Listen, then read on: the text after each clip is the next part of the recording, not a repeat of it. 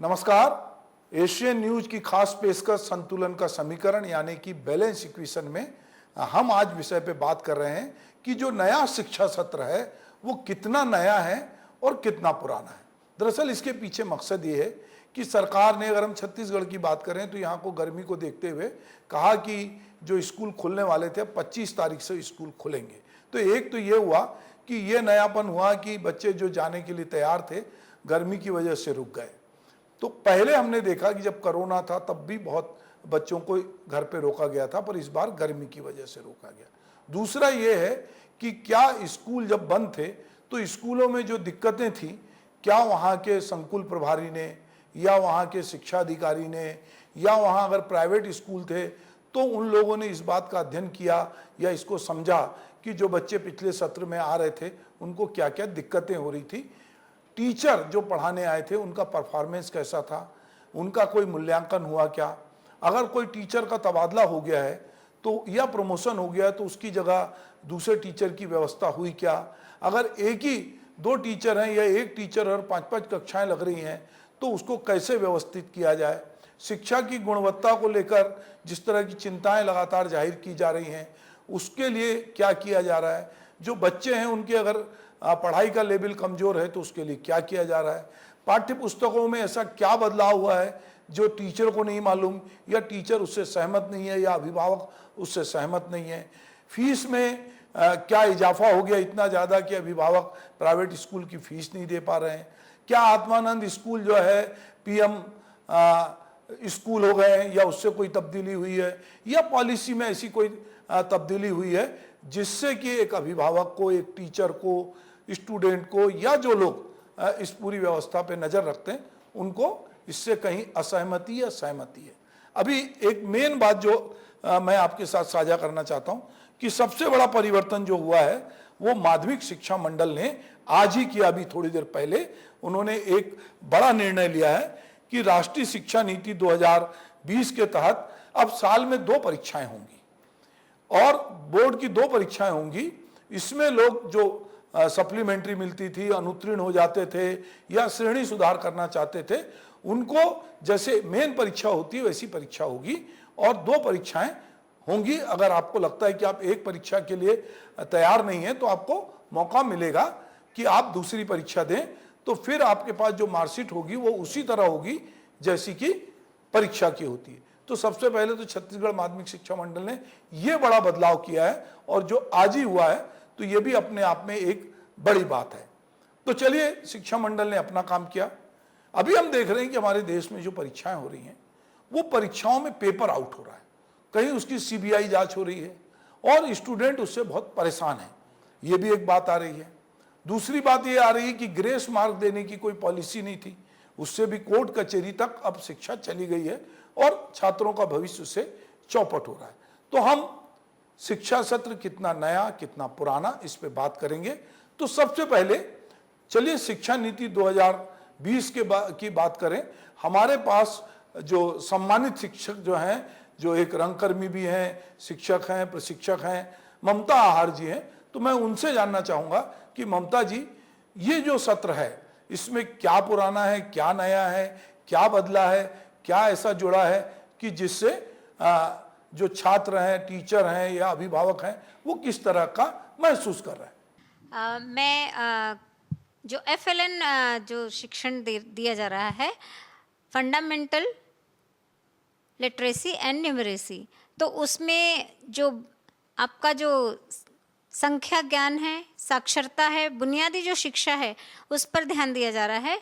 इसमें अभी जो है पिछले साल इसकी ट्रेनिंग नहीं हो पाई थी, पुस्तकें तो थी, अभ्यास पुस्तिकाएं आई थी और वो जो पुस्तकें हैं उनका सही उपयोग नहीं हो पाया था। तो इस गर्मी में एक मतलब शासकीय एक नियम था कि इस गर्मी में पूरे शिक्षकों को FLN से प्रशिक्षित किया जाए ताकि आने वाले सत्र में ये जो शिक्षक हैं अपना प्रशिक्षण लेकर वो सही तरीके से बच्चों को शिक्षण दे सकें। उसमें जैसे पहले पुस्तकें होती थी, सिर्फ पाठ्य पुस्तकें होती थी, पर अभी जो है एफएलएन के तहत पाठ्य पुस्तक भी है, उसमें शिक्षक संदर्शिका भी है और फिर अभ्यास पुस्तिका भी है।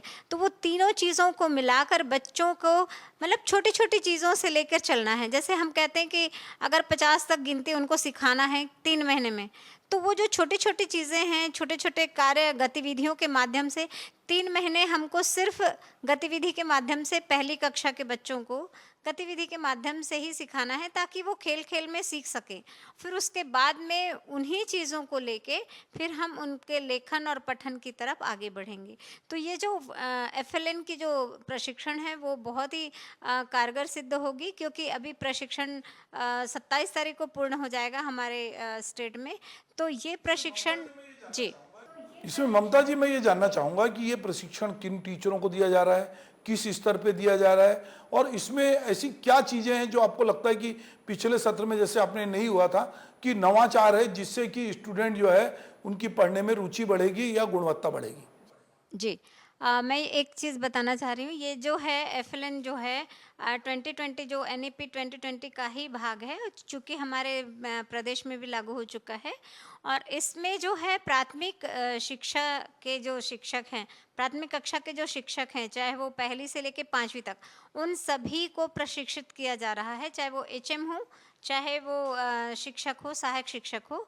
और इसमें जो है एफएलएन जो है मुख्यतः पहली से तीसरी तक जो बुनियादी साक्षरता और संख्या ज्ञान, इसको पूरी तरह से वहाँ पर हमको प्राप्त करना है 2026 तक। तो इसी चीज़ के लिए हम ये प्रशिक्षण दिया जा रहा है और बच्चों को वहाँ तक पहुँचाया जाएगा।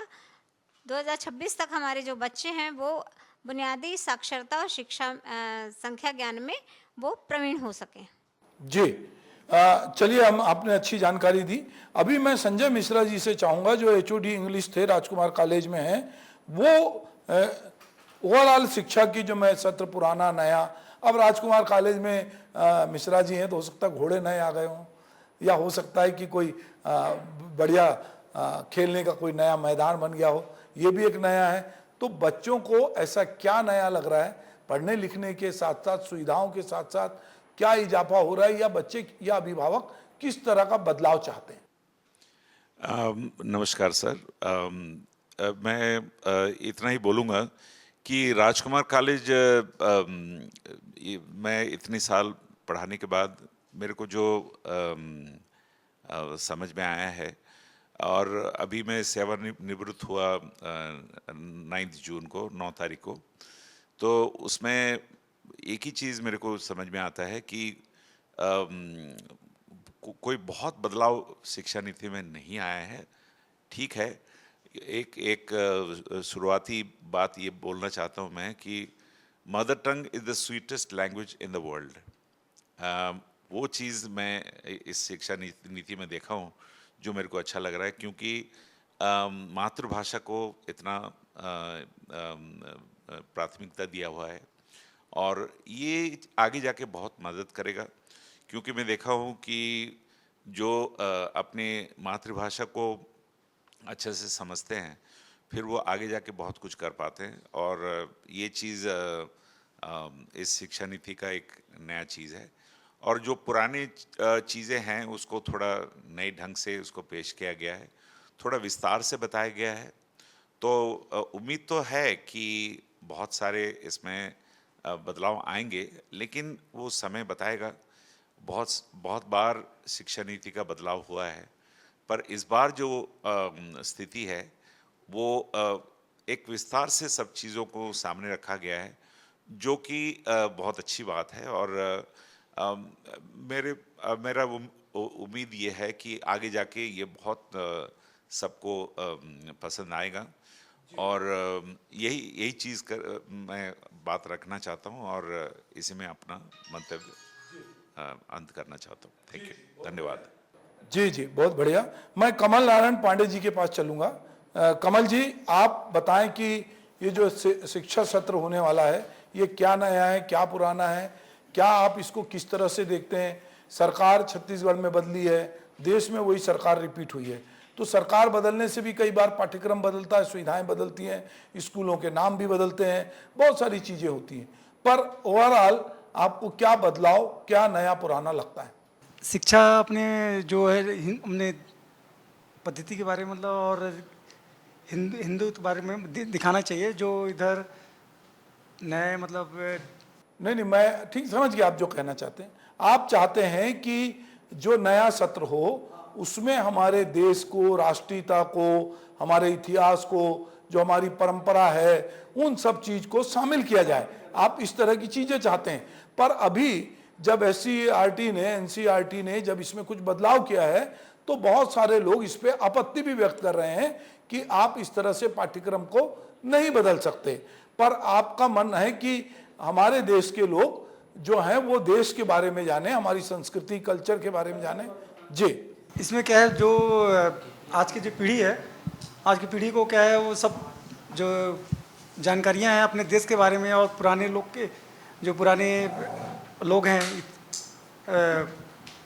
हाँ जी सॉरी, और अपने जो पुराने इतिहास लोग उन लोग के बारे में दिखाना चाहिए, बताना चाहिए, पुराने जो जीविका लोग हैं। और ठीक है आप जो कह रहे हैं, पर मैं एक बात चाहूंगा पांडे जी, आपकी भावना बहुत अच्छी है, पर जब आप कहते हैं कि पुराने को दिखाना चाहिए, अपनी संस्कृति को दिखाना चाहिए, तो इसका ये तो अर्थ नहीं होता कि हम जिस मिली जुली संस्कृति में रहते हैं, हम इतिहास में से वो चुने जो हमको अच्छा लग रहा है और जो हमको खराब लग रहा है या हम जिनसे अंदर से नहीं चाहते। अब अगर हम ये कहें कि साहब हमारा देश सोने की चिड़िया था, हम इस पे बड़ा गर्व करें, पर हमको ये भी तो बताना पड़ेगा कि हमारा देश जो है 250 साल गुलाम था, अंग्रेज आए थे व्यापार करने और वो हमारी फूट का फायदा लेके चले गए।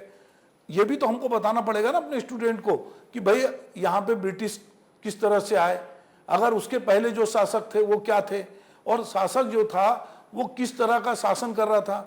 कोई भी शासक, मुझे ऐसा लगता है कि कोई शासक, बहुत कम शासक होंगे जो हिंदू मुस्लिम या जाति का करें, वो फूट डालने के लिए करेंगे, पर उनका अल्टीमेटली उद्देश्य ये रहता है कि हम अपनी शासन व्यवस्था को कैसे चलाएं, हम जितना जनता से चीज निचोड़ सकते हैं वो निचोड़ें, और उसके बीच में, जनता के बीच में ये भी छवि जाए कि हम थोड़े धार्मिक भी हैं, हम थोड़े अच्छे आदमी भी हैं, हम गरीबों की मदद भी करते हैं, पर वो अपने अपने ढंग से। तो ठीक है, आपका कहना सही है कि आप चाहते हैं कि ये पुरानी चीजें जो हैं वो सही परिप्रेक्ष्य में आए, मतलब ये नहीं कि उसका कोई और अर्थ हो। चलिए, मैं अजय त्रिपाठी जी, डॉक्टर अजय त्रिपाठी जी हैं, उनसे चाहूंगा कि वो अपनी बात रखें। पहले मैं एशियन न्यूज़ का धन्यवाद करना चाहूँगा। लगातार इनके द्वारा जनहित में और छात्र हित में, अभ्यर्थियों के हित में लगातार आवाज़ उठाई जा रही है और हम जैसे युवाओं को मौका दिया जा रहा है बोलने का। तो आज मैं समग्र शिक्षा के उसमें कहना चाहूँगा कि भारत देश में और छत्तीसगढ़ प्रदेश में जो अभी हमारा जो नई शिक्षा नीति है, साल में 2 बार एग्ज़ाम होगा। उससे ये फ़ायदा होगा, जो छात्र जो फॉर्म भरने में और जो सप्लीमेंट्री आए हुए जो वंचित हो जा रहे थे, उनको मतलब जो लाखों हमारे 5 लाख, 2 लाख, 1,50,000 जो थे, उनको डायरेक्ट फ़ायदा मिलेगा। आप जाएंगे, जो वो प्राइवेट दिलाते हैं, कई लोग रहते, वो उसमें शामिल होंगे, तो इसमें पहला लाभ मिलेगा नई शिक्षा नीति में। दूसरा ये बताना चाहूँगा, जो नई शिक्षा नीति से क्या है, जो सिलेबस में बदलाव होता है, सिलेबस में बदलाव होना चाहिए ज़रूर। इससे पूरे हमारे प्रदेशवासियों के जितने युवा हैं उनको फ़ायदा मिलेगा। आज की डेट में, पहले जब बच्चा होता था तब गोबर लिपा जाता था, अब क्या है, अब टेक्नोलॉजी चेंज हो गई है। पहले क्या किया था, नॉर्मल डिलीवरी कराई जाती थी, अब LSCS किया जाता था। वो हम पढ़ें कि जैसे शिक्षा नीति में बदलाव हुआ है, टेक्नोलॉजी में बदलाव हुआ है। तो अब इसमें क्या है, शिक्षा नीति, जैसे मैं समग्र शिक्षा की बात करूं, व्यापम में समग्र शिक्षा अभियान चलाया जाता है, स्किल एंड डेवलपमेंट। छत्तीसगढ़ प्रदेश में जितनी भी सरकारी स्कूल है, जो अभी सरकारी स्कूल चलाई जा रही है, उसमें हमारे स्किल की भी ट्रेनिंग दी जा रही है। उसमें नर्सिंग वाले, जो BSc नर्सिंग वाले रहते हैं, वो उसमें ट्रेनिंग देते हैं एज अ टीचर, तो उनको भी टीचर का दर्जा दे के रखा गया है। वो स्किल समग्र शिक्षा अभियान के अंदर आ जाता है। उनको 20 से 21 हज़ार वेतन दिया जाता है। क्या आप लोग इतने में बैठे, आप लोगों को पता है कि उसका भर्ती कब निकलता है?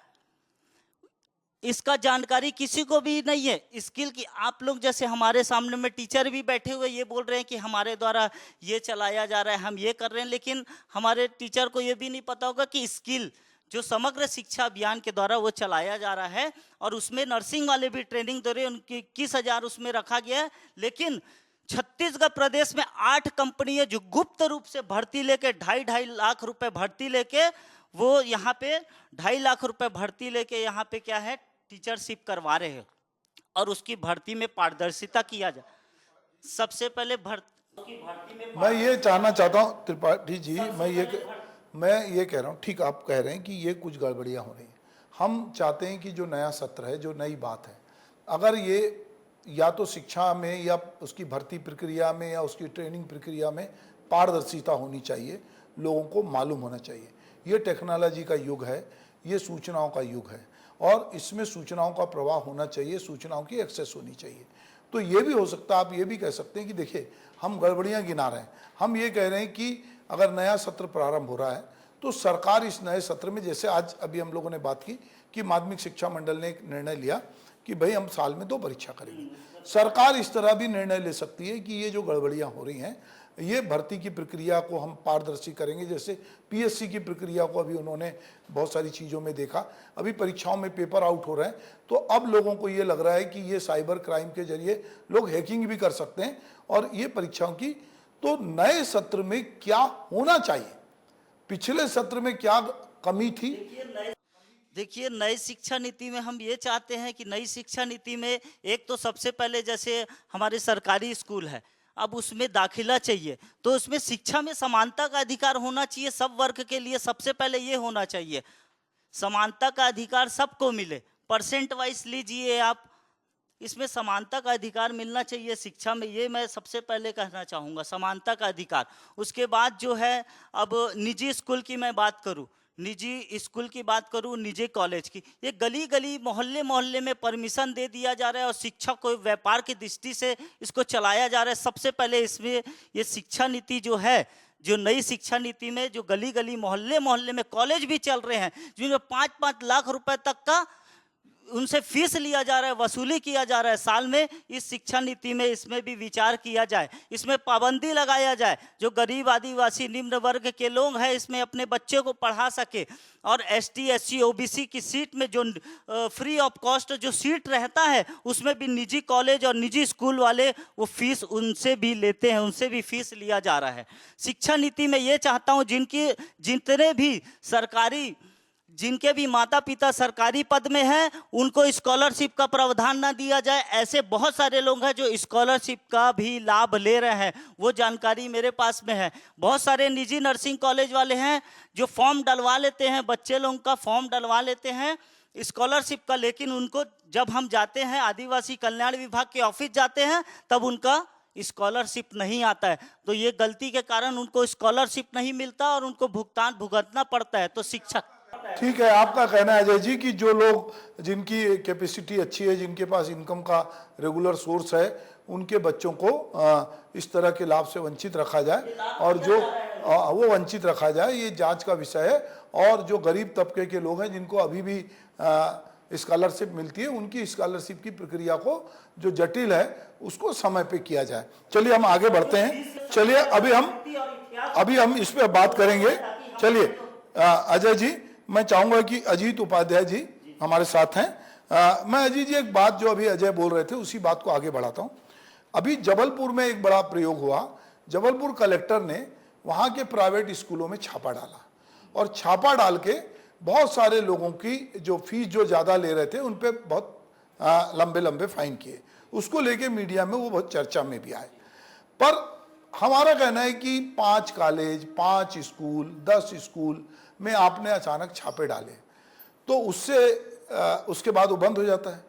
तो एक तो वो कैसे, जैसे जो अजय कह रहे थे कि जो नियामक, जो फीस नियामक आयोग है, जो भी जो नियंत्रण करता है, वो अगर सतत रूप से इन चीज को देखे, कलेक्टर तो एक बार कार्रवाई करेंगे 5 स्कूल पर, क्या पूरे राज्य में, मध्य प्रदेश में या छत्तीसगढ़ में क्या फीस कम हो गई, क्या प्राइवेट स्कूलों ने बंद कर दिया?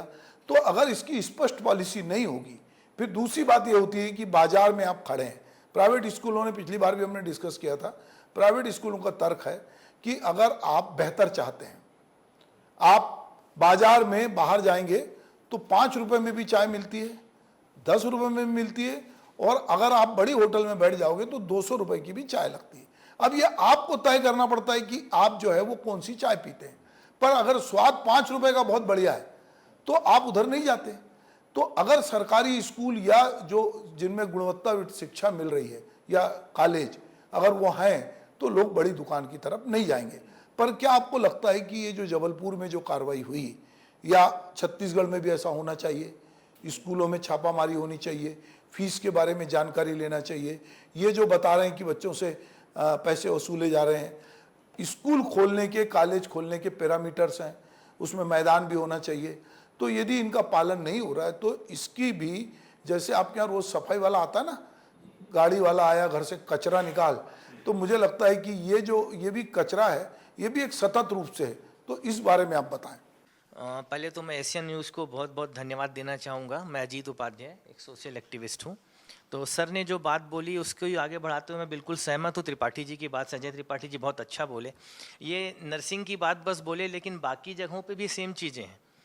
आप नर्सिंग से जुड़े हुए हैं इसलिए नर्सिंग करके आपने बोला, लेकिन अगर आप देखेंगे तो उसमें दोनों चीज़ों को ही पैरामीटर को देंगे तो समानता पे रखना पड़ता है।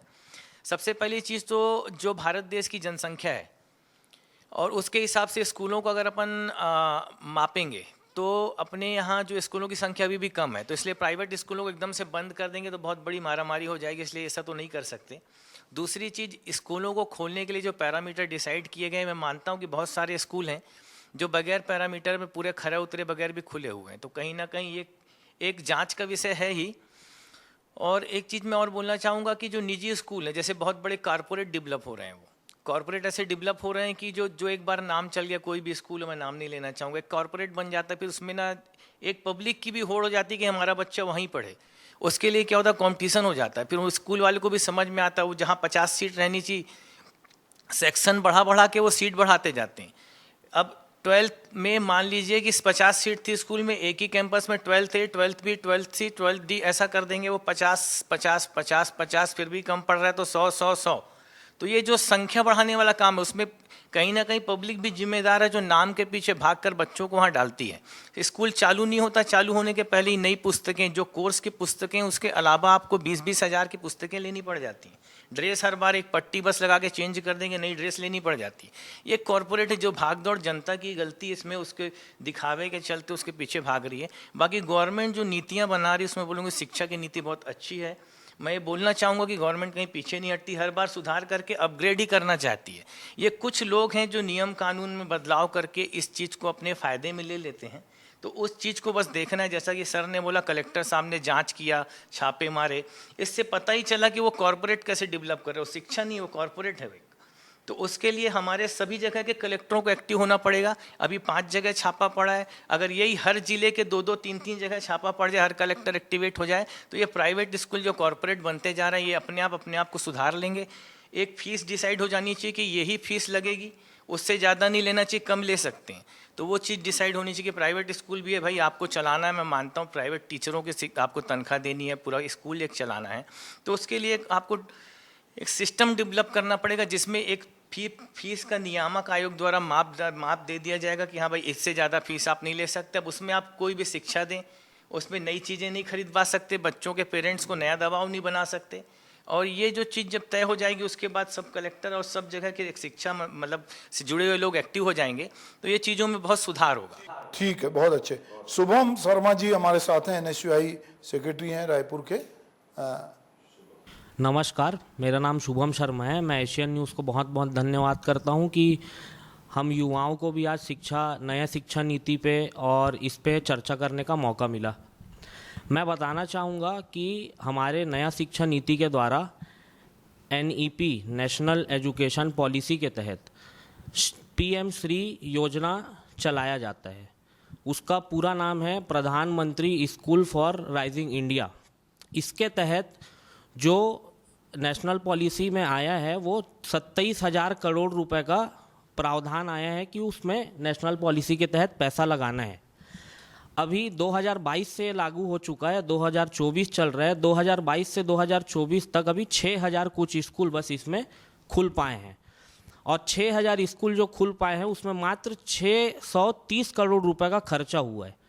तो जब 27,000 का प्रोजेक्ट है तो 630 करोड़ रुपए में होगा क्या?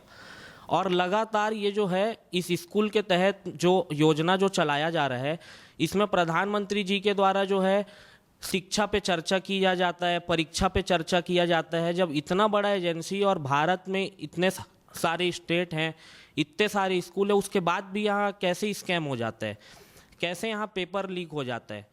जब ये बात कर रहे हैं नया एजुकेशन पॉलिसी लाने का, तो नया एजुकेशन पॉलिसी के साथ ये अपने इंटेलिजेंस को आज क्यों नहीं बढ़ा रहे हैं? जब तक ये अपने इंटेलिजेंस को मजबूत नहीं करेंगे तो कैसे पेपर लीक होगा? आज अभी लगातार मैं एक बार थोड़ा सा स्कूल शिक्षा से हट के बात करूंगा। अभी हम लोग देख रहे हैं 1 हफ्ते 2 हफ्ते से लगातार नीट स्कैम की बात यहाँ चल रही है। आज नीट स्कैम को देखा जाए तो पूरे ऑल इंडिया लेवल पे एनटीए नेशनल टेस्ट एजेंसी के थ्रू नीट का एग्ज़ाम होता है। लाखों छात्र उस पेपर में आज बैठे हैं। आज लाखों छात्र बड़े बड़े कोचिंग में जाके पढ़े हैं, बड़े बड़े लाइब्रेरी में 12-12 घंटा पढ़ के। आज हमारे रायपुर में ही नालंदा परिसर है, वहाँ 90% जो छात्र हैं वो पूरे नीट की तैयारी कर रहे थे साल भर से। 12-12 घंटा वो अपना समय देके, किसी का सेंटर बिलासपुर, किसी का सेंटर दुर्ग, किसी का सेंटर कोरबा, अलग अलग जगह में उनको सेंटर मिला। कोई ट्रेन से गया, कोई बस से गया, और पेपर उनका ख़त्म नहीं हुआ था, उसके बाद तुरंत एक न्यूज़ आ गया कि नीट का परीक्षा का पेपर जो है वो लीक किया गया। इतना बड़ा नेशनल टेस्ट एजेंसी, और आज नया शिक्षा नीति का ये बात करते हैं तो हमारे शिक्षा मंत्री यहाँ कर क्या रहे हैं? जो हमारे सेंट्रल एजुकेशन मिनिस्टर है उसकी इंटेलिजेंस कहाँ गई? लगा हूँ, एक छात्र परिषद से जुड़ा हुआ हूँ। हम लगातार यहाँ रायपुर में ही अभी अपने संगठन के द्वारा लगातार जिला शिक्षा अधिकारी से बात कर रहे हैं कि सर, गली गली मोहल्ले में आप लोग प्ले स्कूल खोले गए हैं, आप उसको बंद क्यों नहीं करते? आज देखेंगे हम, अगर किसी भी स्कूल में जाके 70,000 रुपये प्ले स्कूल में नर्सरी के बच्चे का फीस है, और हम आज इंजीनियरिंग की डिग्री लेने जाते हैं तो 35,000 रुपये सेमेस्टर फीस है। ऐसा क्या वो प्ले स्कूल में पढ़ा रहे हैं कि 70,000 रुपये वो फीस ले रहे हैं? मैं नाम नहीं लेना चाहूँगा। हमारे स्कूल में अभी हमारे भैया यहाँ पर बता भी रहे थे कि कॉरपोरेट बना लिए हैं करके। हमारे इर्द गिर्द में ही अभी एक कॉरपोरेट बन चुका है। उस स्कूल के 26 ब्रांच 20 ब्रांच यहाँ पे हैं।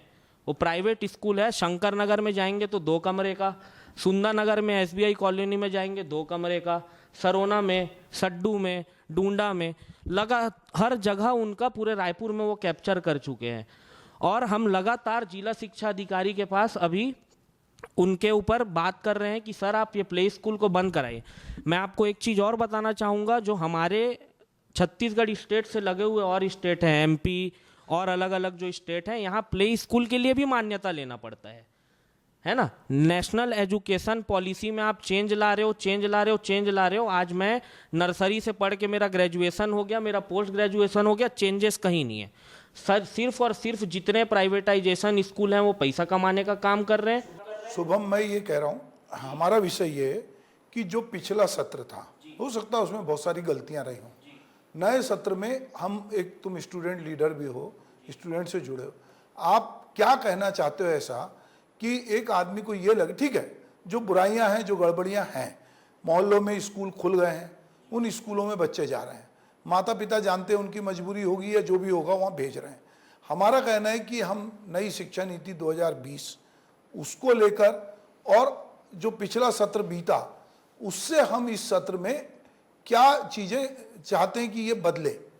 नई शिक्षा नीति में एक चीज़ और बात बोला गया है कि बोर्ड एग्ज़ाम साल में 2 बार होंगे। मेरे हिसाब से वो सही चीज़ नहीं है, क्योंकि लगातार शिक्षा का स्तर गिरते जा रहा है। पॉलिसी आती है, हर बार आ रही है, बट शिक्षा का स्तर पॉलिसी में बस दिखता है पेपर में, बट वहाँ जो रोल ऑन होना चाहिए, जो यूटिलाइज होना चाहिए, वो चीज़ें नहीं हो रही है। अगर एक आप साल में 2 बार बोर्ड एग्ज़ाम दिलाने के लिए छात्र को बोलेंगे तो वो और डल होगा। छोड़ना, एक बार नहीं तो दूसरे बार में पेपर दिला लूँगा। इसमें एक इसको इस तरह भी तो कह सकते हैं कि एक आदमी की तैयारी नहीं, उस पर बहुत स्ट्रेस रहता है कि भाई मेरी तबीयत खराब हो गई, कुछ हुआ, तो मैं थोड़ा रिलैक्स हूँ और अच्छे से पढ़ता हूँ। जैसे आप PSC देते हैं तो आपको कई टर्म मिलते हैं, 4 टर्म, UPSC देते हैं, मिलते हैं। एक लड़का है, उसको ये लगे कि ठीक है मेरी तैयारी बहुत अच्छी नहीं हुई, मैं अपनी श्रेणी सुधारना चाहता हूँ, मैं सप्लीमेंट्री की सर्टिफिकेट लेके नहीं घूमना चाहता, मैं मेहनत करूंगा। तो आपको ये केवल फेल नहीं कर रहा, वो आपको कह रहा है कि आप अगर पास भी हो गए तो आप बेहतर के लिए प्रयास करो। तो ये भी एक पॉजिटिविटी भी तो हो सकती है। बेहतर के लिए प्रयास करो, वो चीज़ तो ठीक है। अब इसमें एक चीज़ और है, स्ट्रीम नया शिक्षा नीति में स्ट्रीम चेंजेस का भी आया है कि जब 10th के बाद हम लोग एक स्ट्रीम चॉइस करते थे, कोई स्टूडेंट साइंस डिपार्टमेंट में जाता था, कोई कॉमर्स डिपार्टमेंट में, कोई मैथमेटिक्स में।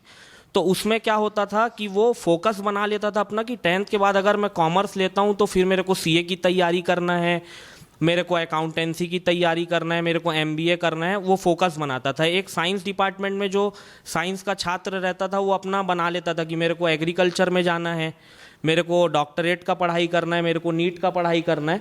तो ऐसे करके चीज़ें थी। अब ये स्ट्रीम चेंजेस की बात आ गई तो इसमें कोई स्ट्रीम सिलेक्शन ही नहीं रहेगा। स्ट्रीम सिलेक्शन नहीं रहेगा तो जिसको जो मन वो पढ़ाई करेगा, तो उसका आगे जाके रिजल्ट आएगा कि नहीं आएगा, ये भी बहुत बड़े सोचने का विषय है। ठीक है, तो शुभम शर्मा जैसे लोगों के मन में नई शिक्षा नीति को लेकर कुछ संदेह हैं, उस पर भी कभी सेमिनार हो तो बात करेंगे। चलिए मैं उन्हीं के एक साथी अनुज शुक्ला जी के पास चलता हूं। अनुज, आप किस तरह से शैक्षणिक सत्र पिछला जो बीता और जो नया है उसमें आप किस तरह के नएपन की उम्मीद करते हैं और क्या चाहते हैं कि इसमें क्या बदले, क्या बेहतर था? कोई हर चीज पुरानी खराब नहीं थी और हर नई चीज अच्छी होगी इसकी कोई गारंटी नहीं है। बहरहाल हम अपने अनुभव से सीखते हैं, तो आप बताइए। सर, सबसे पहले मैं इस चीज़ का स्वागत देना चाहता हूं कि एक इंसान की एक नियत होती है, एक मतलब एक व्यक्ति होता है या ह्यूमंस जो रहते हैं उनको बदलाव करना चाहिए, समय के साथ ढलना चाहिए। हाँ, आज से 50 साल पहले का समय कुछ अलग था, आज का समय कुछ अलग है, आज टेक्नोलॉजी के साथ चल रहे हैं, लेकिन समय के साथ बदलाव करते हुए भी हमको एक चीज़ का ध्यान रखना चाहिए कि आपने समय के पहले जो नियम थे, पहली शिक्षा की नीति जो थी, उसको आपने पूरी तरीके से पूरे देश भर में सक्सेसफुली चलाया है कि नहीं चलाया है। आप उसको पहले अच्छे से नहीं चला पा रहे हैं, आप नहीं ला रहे हैं, इसकी क्या गारंटी कि इसको चला लेंगे। उसके बाद सर, इसमें सबसे पहली बात आई है कि 2 बार एग्जाम लेंगे। मैं बिल्कुल इसके विरोध में हूँ मैं सर, क्योंकि हम भी जब पढ़ते हैं तो हमको पता रहता है कि कॉलेज में पढ़ रहे हैं कि 2 सब्जेक्ट में फेल हो जाएंगे तो सप्ली दिला के पास हो जाएंगे, तो हम वहाँ थोड़ा सा ढील छोड़ते हैं, हम उस पर मेहनत नहीं कर पा रहे हैं। आज हमारे ऊपर जो शासन कर रहे हैं, जो नेता शासन कर रहे हैं, जो प्रशासन में अधिकारी बैठे हुए हैं, कलेक्टर हैं, वो आज नई शिक्षा नीति से नहीं आए हुए हैं, वो पुरानी शिक्षा नीति से पढ़ के हमारे देश के सबसे प्रमुख जगहों पे बैठे हुए हैं। तो उनके हम पढ़ाई के ऊपर हम ये नहीं कर सकते कि उनने अच्छी पढ़ाई नहीं की होगी या ये नहीं की होगी, लेकिन हमको इसके पहले ये ध्यान देना पड़ेगा कि हम कोई भी कानून ला रहे हैं, जैसे ट्रैफिक नियम अभी चेंज हुए थे, तो क्या ट्रैफिक नियम चेंज किताबों में हुए हैं कि ज़मीनी स्तर पर दिखाई दे रहे हैं? इसका बहुत ज़्यादा हमको गौर करना पड़ेगा कि शिक्षा नीति आप बदलिए, स्वागत है, समय के साथ बदलाव जरूरी है, लेकिन उसका ज़मीनी स्तर पे बदलाव कितना हो रहा है, एडमिनिस्ट्रेशन आपका क्या कर रहा है उस पे। आप नीट जैसा एग्ज़ाम, NTA एक नेशनल टेस्टिंग एजेंसी, एक बहुत बड़ी टेस्टिंग एजेंसी है, वो नीट के एग्ज़ाम नहीं दे पा रही है। हम कैसे मान लें कि आप CBSE और छत्तीसगढ़ बोर्ड के आप साल में 2 बार एग्जाम अच्छे सक्सेसफुली कर लेंगे, उसमें पेपर लीक नहीं होंगे? इतने बड़े पेपर में अगर पेपर लीक हो सकते तो यहाँ कैसे नहीं होंगे, हम कैसे मान लें? इसकी गारंटी कौन देगा? जब मैं देखता हूँ सर, मैं माफ़ कीजिएगा, मैं थोड़ा सा मुद्दे से हट रहा हूँ, मैं एक वीडियो देख रहा था सर, एक लड़की है, उसके पिताजी खेती किसानी कर रहे हैं, साल में 1.5-2 लाख रुपए कमाते हैं, गांव में रहते हैं। उनके पिताजी का सपना है, वो लड़की का सपना है, हाँ मैं अपने घर की पहली डॉक्टर बनूंगी, मेरे को नीट के एग्जाम की पढ़ाई करना है। उनके पिताजी 1.5 लाख कमा रहे हैं, 1 लाख अपनी बच्ची के ऊपर खर्चा कर रहे हैं कि हाँ शहर जाके पढ़ाई करेगी। और जब उसके पिताजी को पता चलता है कि इसमें तो धांधली होगी, मेरी बच्ची ने पढ़ा, मेरा 1 लाख रुपए भी गया, उसमें धांधली होगी, वो बच्ची जब आंखों से रोती है और आंसू दिखते हैं उसकी कि अब मुझे पढ़ाई नहीं करनी है, मुझे विश्वास उठ गया, आप कैसे विश्वास दिलाएंगे छात्रों को? आज छात्रों को विश्वास नहीं है। अभी मैं पंडित रविशंकर शुक्ला यूनिवर्सिटी की बात करता हूँ, LLB के सेमेस्टर फर्स्ट का भी एग्जाम हुआ था, उसमें एक पेपर लीक हो गया। इतिहास में पहली बार ये सब चीजें हो रही है कि पेपर लीक जैसी चीजें हमको दिखाई दे रही है। कहने तो अनुज, आप ये कुल मिला के ये चाहते हो कि परीक्षा की विश्वसनीयता बनी रहे? सर मैं ये चाहता हूं कि आप कानून लाइए, स्वागत है, लेकिन कानून हमको जमीनी स्तर पे दिखने चाहिए। और दूसरी चीज सर, इसमें दूसरी चीज मैं और ऐड करना चाहता हूं, क्योंकि हम छत्तीसगढ़ में रहते हैं तो छत्तीसगढ़ की एक बहुत बड़ी चीज है सर, जैसे कि छत्तीसगढ़ बोर्ड के अभी रिजल्ट जो आए थे, उसमें हमने देखा था कि आत्मानंद स्कूल, कोई भी किसी भी सरकार ने किया होगा, मैं किसी भी सरकार के पक्ष या विरोध में नहीं हूं, आत्मानंद जो स्कूल थे उनके 7 बच्चों ने स्टेट में टॉप किया। उसके बाद आपने आत्मानंद स्कूल का नाम बदल दिया और जो आत्मानंद स्कूल का सक्सेसफुल, मतलब जिस अधिकारी ने उसको देख रेख के 7 बच्चे टॉप किए पूरे छत्तीसगढ़ में आत्मानंद स्कूल में, जहां प्राइवेट स्कूल के नहीं किए, शिक्षा मंडल के स्कूल के नहीं किए, कलेक्टर के अंदर होता था, उसको आपने शिक्षा मंडल के अंदर कर दिया। अगर शिक्षा मंडल इतना मजबूत होता तो सरकारी स्कूल के बच्चे टॉप कर लेते, आत्मानंद स्कूल के क्यों करते? तो आपने वो व्यवस्था बदली। तो ये बहुत गंभीर सवाल है कि आप क्यों बदल रहे हैं। इसमें राजनीति मत कीजिए, शिक्षा अलग है, व्यापार अलग है, राजनीति अलग है। ठीक है, चलिए हम हमारे साथ बहुत अच्छी खुशी की बात है कि डॉक्टर कृष्ण कुमार साहू जी, जो प्रमुख वैज्ञानिक हैं कृषि के और प्राध्यापक हैं इंदिरा कृषि विश्वविद्यालय के, मैं चाहूँगा कि साहू जी आप बताएं कि शिक्षा में किस तरह का नवाचार हो रहा है। पिछला क्या था, चूँकि छत्तीसगढ़ धान का कटोरा कहा जाता है, खेती किसानी पे यहाँ बहुत लोग निर्भर करते हैं, तो ऐसा क्या कुछ एग्रीकल्चर यूनिवर्सिटी में बदल रहा है? पुराना क्या था, क्या बेहतर था, किस तरह उसको संजोया जा रहा है और नया क्या किया जा रहा है? साहू जी। बहुत बहुत धन्यवाद कि आज आप लोगों ने मुझे अपनी बात रखने का अवसर दिया, और एक बहुत ही गंभीर विषय में मैं सुन रहा था। सभी का चिंतन काफ़ी विचारणीय है, और जब तक हम विचार मंथन नहीं करेंगे तब तक कोई चीज़ उसमें सुधार नहीं होती। आपने कृषि शिक्षा में जो बात कही है, तो हमारे यहाँ भी इस चीज़ को हम लोग महसूस कर रहे हैं कि जो हमारे स्नातक हैं, स्नातकोत्तर हैं, पीएचडी छात्र हैं, उनको जो व्यवहारिक कृषि का ज्ञान है उसमें खासकर जो कमी हम लोग को महसूस हो रही है, बाज़ार की जो समझ होनी चाहिए उसमें थोड़ी सी कमी आ रही है। तो इसमें हमारे विश्वविद्यालय और पूरे देश के जो कृषि विश्वविद्यालय हैं वो इस बात पे विशेष जोर दे रहे हैं कि हमारे छात्र किसानों से पढ़ाई के दौरान ही जुड़ें, और एक टारगेट के रूप में वो जो विभिन्न फसल हैं स्थानीय, और जो नए फसल की संभावना है उसके ऊपर फोकस करने की चिंतन जो है विश्वविद्यालय में इस स्तर पे हो रहा है। और जो प्रायोगिक ज्ञान है वो अधिक से अधिक इसमें जुड़े, ये काफ़ी इस दिशा में विश्वविद्यालय, हमारे इंदिरा गांधी कृषि विश्वविद्यालय जैसे आप जानते हैं कि धान के जो जनन द्रव्य है लगभग 23,500 से ज़्यादा धान की प्रजातियां हमारे यहाँ हैं। और भी हाल ही में एक धान की जो प्रजाति है जो हमारे कैंसर जैसे रोग को भी दूर करने की उसमें क्षमता है, ऐसा हमारे वैज्ञानिकों ने उसको चिन्हित किया है। तो निश्चित तौर पे ये बहुत अच्छी पहल है, और इसके जो परिणाम हैं वो किसानों को लाभ देने वाली रहेंगी, हमारे मानव जीवन को निरोगी और स्वस्थ रखने में मददगार होंगी। मैं थोड़ा सा इसमें जो नई शिक्षा नीति में विश्वविद्यालय से हट के मैं समग्र शिक्षा नीति की बात करूं, चाहे वो प्राइमरी स्कूल से हो, मिडिल स्कूल हो, हाई स्कूल हो, हायर सेकेंडरी स्कूल हो, मेरी सोच ये है कि मैं तो प्राइमरी से भी बल्कि थोड़ा हट के मेरी विचार है कि नर्सरी जो प्ले स्कूल कह रहे हैं वहाँ से भी बच्चों को यदि हम ये छोटा सा फूल दिखाएं कि ये सूरजमुखी का फूल है, ये गुलाब का फूल है, या ये फल है, तो उसका जो संतुलन होगा, उसका जो विकास होगा एक अलग ढंग से होगा।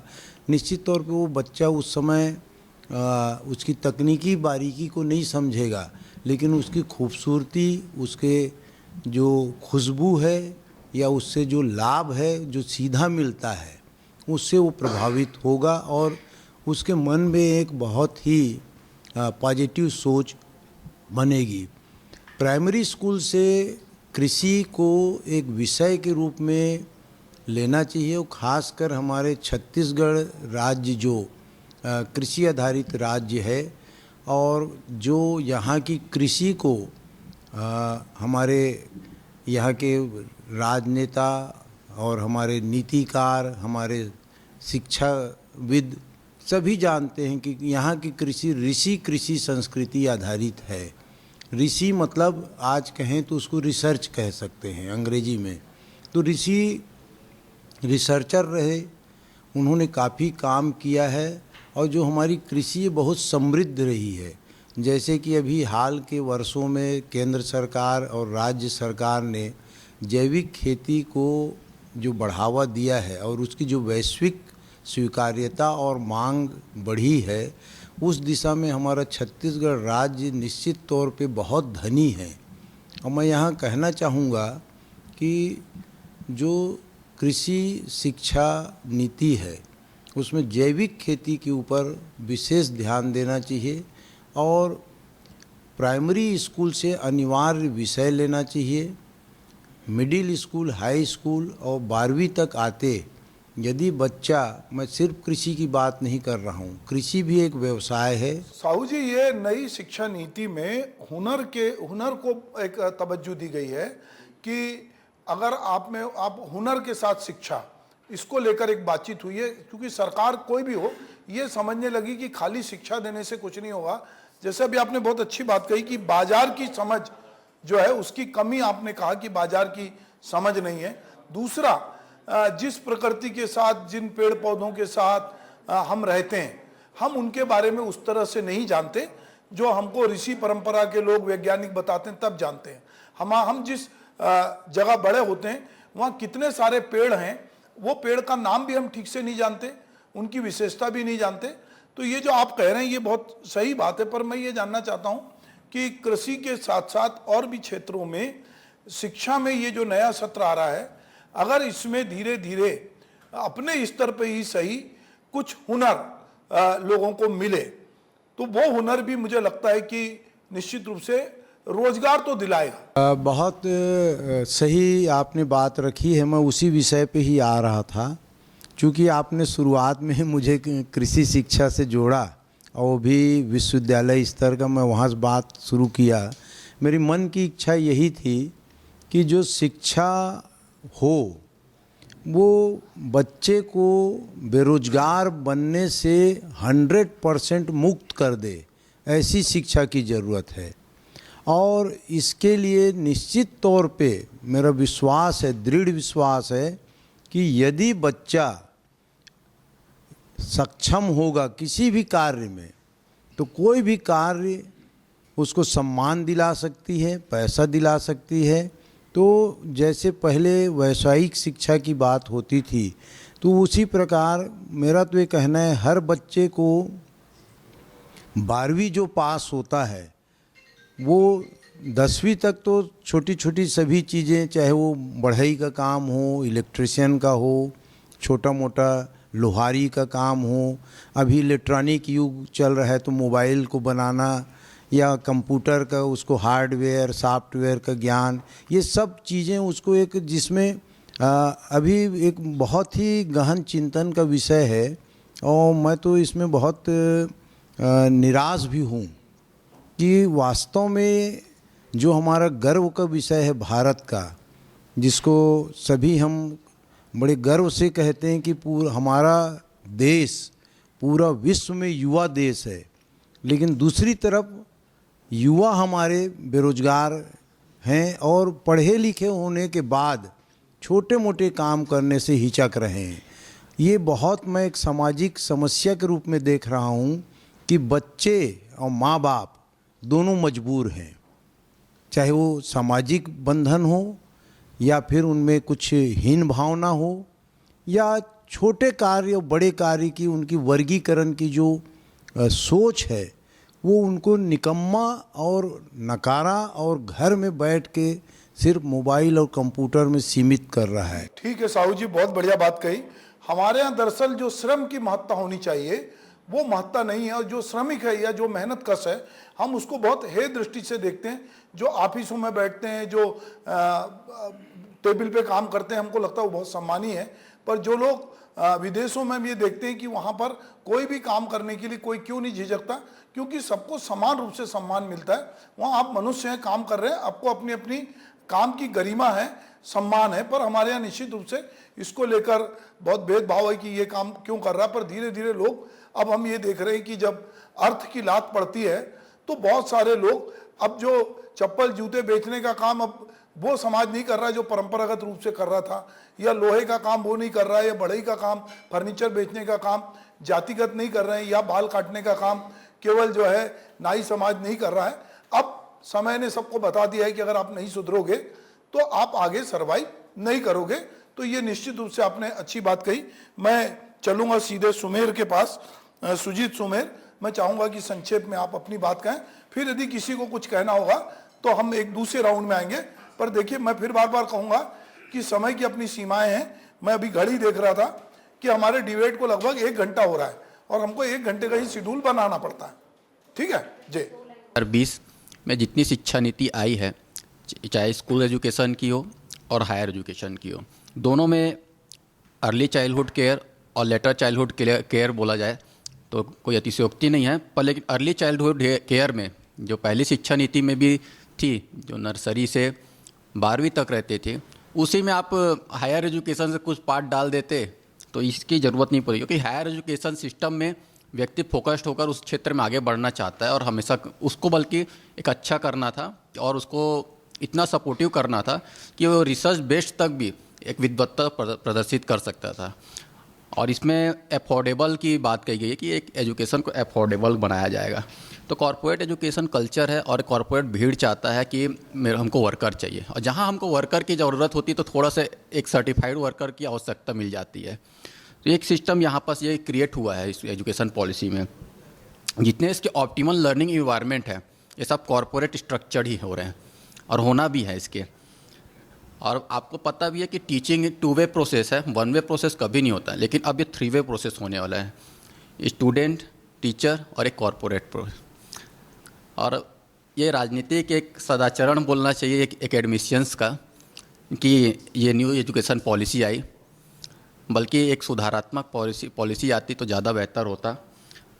हुनर को प्रमाण की आवश्यकता कभी नहीं पड़ती, हुनर अपना स्थान बना लेता है और हुनर कहीं भी पहुंच जाता है जहां उसको पहुंचना रहता है। और परीक्षा जैसे रद्द हुए, नीट, नेट, मैं भी नेट की परीक्षा परसों ही दिया था, मैं भी यूजीसी नेट की अच्छे नहीं दिए थे, क्योंकि मैं तीसरे बार और दिया था, 2 बार क्लियर भी किया। तो परीक्षाओं में विसंगतियां और गड़बड़ियां बहुत अच्छे से हो रही है, सबको पता। हम लोगों ने छात्र आंदोलन भी किए इस संबंध में कि कैसे इसमें अत्याचार कर रहे हैं छात्रों के द्वारा बोल रहा हूँ मैं, छात्रों के द्वारा ही हुआ है क्योंकि एकेडमिशियंस भी छात्रों से भी मिलकर ये पॉलिटिक्स कर रहे हैं, जिससे एजुकेशन सिस्टम एकदम नीचे की ओर जा रहा है, गर्त की ओर जा रहा है। और हम चाहते हैं कि एक एजुकेशन सिस्टम को हमेशा राजनीति से अलग रखें, एजुकेशन सिस्टम। कैसे भाई सुमेर, तुम कैसे कह रहे हो कि एजुकेशन सिस्टम को आप राजनीति से कैसे अलग करोगे, जब आप स्कूल कॉलेज में अपनी सब राजनीतिक पार्टियां अपने अपने छात्र संगठन बनाती हैं और उनको चुनाव लड़ाती हैं, वो जुलूस में काम आते हैं, तो ये कैसे हो सकता है? और दूसरी बात कि अगर हम स्टूडेंट को राजनीति से अलग रखेंगे, मान लो ये डिबेट अलग है, पर सवाल ये कि छात्र संघ चुनाव की मांग होती है और होना चाहिए, डेमोक्रेसी है, इसकी मांग होती, मेरिट पे लोग छात्र संघ बना रहे थे और इसकी पिछली सरकार ने निर्णय भी लिया था कि हम छात्र संघ का चुनाव कराएंगे। तो मुझे लगता है कि आप कह रहे हैं कि ठीक है, पॉलिटिक्स अपनी जगह है, हम कह रहे हैं कि जो नया सत्र आ रहा है, ऐसा आपको क्या खटक रहा है पुराने सत्र में और इस सत्र में जो आपको खटक रहा है कि ये सुधरना चाहिए, इसकी बात करो। पुराने सत्र और नए सत्र में सर ऐसे तो अनगिनत पहलू हैं जिनको बाईपास होते हुए देखा है और समझा भी है। जैसे मेरिट में कभी भी राजनेता जैसे नियुक्ति हो जाती है तो वो भाई भतीजावाद से ही आता है, और जो वाकई में जो स्टूडेंट लीडर रहता है वो सहते हुए आगे बढ़ता है और वही आगे बढ़ता है।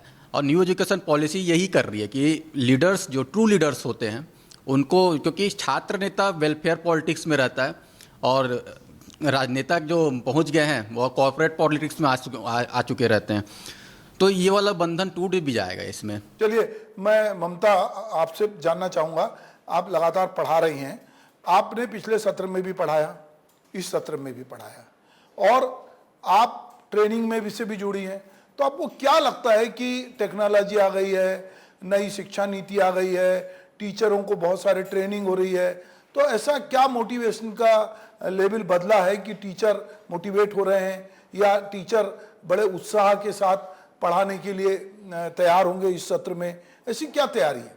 जी, जैसे NEP 2020 की बात कर रहे थे, पहले तो मैं ये बता दूं, 5 धन 3 धन 3 धन 4, तो उसमें जो है छोटे जो 3 साल से बच्चे हैं वो भी आ गए हैं, शामिल हो गए हैं। और जो बालवाड़ी की जो अभी जो शुरू हुई है, वो बालवाड़ी जो स्कूल रेडीनेस के लिए जो चालू किया गया है कि वो शिक्षक 2 घंटे आंगनबाड़ी के बच्चों को पढ़ाएगा, वो बहुत ही अच्छी शुरुआत हुई है अगर आप लोग ध्यान दें, क्योंकि ये जो शिक्षा है आपका बेस है, जो प्राइमरी स्कूल होता है वो बेस होता है, वहीं से बच्चे अगर अच्छे हुए तो बहुत ऊंचे तक जाते हैं और बेस अच्छा रहना ज़रूरी है। तो ये जो बालवाड़ी है वो बहुत ही अच्छी, मुझे लगता है कि वो बहुत अच्छा काम चलेगा उस पर कि बच्चा स्कूल जाने के लिए रेडी हो जाएगा। 5 से 6 साल के जो बच्चे हैं वो जो आंगनबाड़ी में बैठे रहते थे, बाकी बातें मैं नहीं कहना चाहती, जैसे भी होता था वहाँ पे, तो वो बच्चे जो हैं स्कूल के टीचर के टच में रह के पढ़ाएंगे, टीचर से पढ़ेंगे, तो वो बच्चे जो है आगे पहली कक्षा में जब आएंगे तो वो जो कुछ सीख के आएंगे तो उनका जो एजुकेशन है वो थोड़ा और अच्छा हो जाएगा। उसके बाद वो धीरे से और अच्छे मतलब उनके संख्यात्मक और साक्षरता जो ज्ञान है वो और अच्छे से आगे बढ़ेगी। जैसे किसी ने कहा स्किल डेवलपमेंट, तो मैं बता दूं कि मिडिल स्कूल में 2-3 चीज़ें आई हैं नई शिक्षा नीति के तहत, तो उनमें कुछ कुछ जो आसपास के जो एरिया के जो हुनरमंद हैं, जैसे ऑटो स्पेयर वाले जो ऑटो बनाने वाले हैं या बढ़ाई हैं या नाई हैं या जो भी हैं, उन लोगों को बुला के बच्चों को उनका प्रशिक्षण दिया जाता है। शनिवार को खास करके जो स्कूल बैगलेस डे जो होता है उसमें वो प्रशिक्षण की शुरुआत हो चुकी है। और एक चीज़ और मैं बताना चाहती हूँ, आपने कहा, मतलब किसी ने कहा जो भी है, तो नई शिक्षा नीति के तहत जो चेंजेस आ रहे हैं वो बहुत ही ज़रूरी है क्योंकि समय बदल रहा है और परिवर्तन बहुत आवश्यक है। तो यहाँ पर जो नवाजतन है वो भी आप लोग को मतलब पता होना चाहिए कि नवाजतन में बच्चे जो है स्वयं से सीखने के लिए प्रेरित हों, उनको स्वयं से सीखने के लिए चुनौती देना है, जिज्ञासा का, ये तो सब हम करते ही रहे हैं। पर अब जो है आगे जो है वो है टेक्नोलॉजी का प्रयोग। टेक्नोलॉजी आजकल बहुत ही ज़रूरी हो गया है और उसके प्रयोग के बिना शिक्षा का जो स्तर है या उनका ज्ञान है वो कम हो सकता है, क्योंकि उसका प्रयोग ज़रूरी। जैसे मैं ही बोलती हूँ बच्चों को, जैसे हम लोग मोबाइल में पढ़ाते हैं, लैपटॉप में ले जाके पढ़ाते हैं, तो वहाँ पर जब मैं बच्चों को बोलती हूँ कि इसकी स्पेलिंग तुम लोग गूगल में खोज के लाना, तो वो बच्चा 2 तरह से काम कर रहा है। एक तो वो खोज रहा है तो वो सीख रहा है, दूसरा टेक्नोलॉजी का उपयोग करके वो अपने ज्ञान को बढ़ा रहा है। तो इस तरह ऐसे ये जो परिवर्तन है होना बहुत ज़रूरी है। धन्यवाद जी। तो देखिए, मुझे लगता है कि मैं अगर कहूँ कि नए सत्र में क्या होना चाहिए, तो मुझे लगता है कि ड्रॉप आउट जो है उसका एकदम परसेंटेज कम होना चाहिए। स्कूल में जो बच्चों की शिक्षा की गुणवत्ता का स्तर है, जिसका बीच बीच में टेस्ट होता है, वो उसकी गुणवत्ता का स्तर सुधरना चाहिए। शिक्षक जिनको जहाँ पर रहना चाहिए वहाँ रहकर वो उतने समय पढ़ाएं। मेरी अपनी ही कविता की एक लाइन है, बहुत पुरानी, मैंने लिखा था कि जिस दिन टीचर पढ़ाने को तैयार होगा उस दिन किसी न किसी बात पे इतवार होगा। तो ऐसा भी ना हो कि बच्चे जाएं और मालूम पड़ा कि स्कूल में टीचर नहीं है या किसी महापुरुष की जयंती है। बहुत सारे लोग मांग करते हैं कि साहब हमारी अस्मिता है, हमारी जातीय अस्मिता, हमारे फलाने महापुरुष के लिए छुट्टी डिक्लेयर करो। कोई कभी ये मांग नहीं करता कि आज हमारे महापुरुष का जन्मदिन, आज स्कूल में इनके बारे में ही पढ़ाओ। कोई मांग नहीं करता, सब कहते हैं इनकी छुट्टी दो, और उस छुट्टी के दिन कुछ नहीं होता। तो मुझे लगता है कि जब नया सत्र आता है तो एक गरीब बच्चे के लिए जिसको 2 जोड़ी कपड़े मिलते हैं, उसके मन में ये आस जगती कि मुझे नया कपड़ा मिलेगा। लड़कियों को साइकिल मिलती है, नई पुस्तकें मिलती हैं, नए दोस्त मिलते हैं, नया एनवायरनमेंट मिलता है, नया क्लास टीचर मिलता है, तो बहुत कुछ नया मिलता है। पर यदि वो जाकर उसको लगे कि नहीं, ये स्कूल में जो पिछले साल की कंप्लेंट थी वही कंप्लेंट है, माता पिता को लगे कि ये फीस हर साल बढ़ते जा रही है, ये स्कूल पिछले साल भी दबाव डाल रहा था कि ये किताबें एक्स्ट्रा खरीदो, इतना डोनेशन दो, ये बिल्डिंग फंड दो, ये सारी चीज़ें जो पुरानी हैं, मुझे लगता है कि क्या बदलना चाहिए और क्या बदला है। तो जो विसंगतियां हैं वो खत्म होनी चाहिए और जो अच्छा है, जहाँ पर भी, चाहे नई शिक्षा नीति में हो चाहे कोई नवाचार कर रहा हो, चाहे टेक्नोलॉजी से जोड़ रहा हो, चाहे कला संस्कृति को भी जोड़ा गया है और उसको भी इसका हिस्सा बनाया गया है, बोली भाषा को भी हिस्सा बनाया गया है। तो हम ये सब चाहते हैं कि जो शिक्षा में एक परीक्षा का भी स्तर जो है जिसमें गोपनीयता होनी चाहिए, पेपर आउट ना हो, और बच्चे जो मेहनत कर रहे हैं, जो वाकई अपना काम ईमानदारी से कर रहे हैं, वो चाहे टीचर हों, चाहे वो स्टूडेंट हों, चाहे उनके अभिभावक हों, सब की को कहीं ना कहीं एक संतुष्टि का भाव होना चाहिए कि हमने जो मेहनत की है उसका फल मिला। वरना कोई कहीं से पेपर आउट कर रहा है, कहीं कोई से नकल कर रहा है, कोई टीचर जो है एओजी टीचर रख रहा है, कोई 4 दिन नहीं भी आ रहा है और उसको वेतन मिल रहा है, ये बहुत सारी चीज़ें जो हो रही हैं ये ना हो। और नए सत्र में जब बच्चे जाएं तो उनकी छत जो है टपक रही थी जो पिछले साल, उसका टपकना बंद हो। अगर वहाँ पर किसी तरह की अव्यवस्था है तो दूर हो, अगर टीचर नहीं थे तो टीचर हो जाएं। ये सारी चीज़ें यदि होंगी तो मुझे लगता है कि नया सत्र नया लगेगा।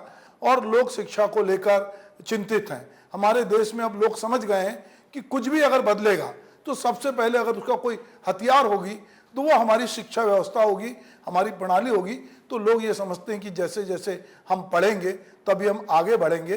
कोई नकल चोरी करके थोड़े दिन किसी को कोई आगे बढ़ सकता है, पर वो हमेशा लोगों के बीच जो है अपनी जगह नहीं बना सकता। तो आप मेरे साथ इस चर्चा में शामिल हुए, आपका बहुत बहुत धन्यवाद। नमस्कार।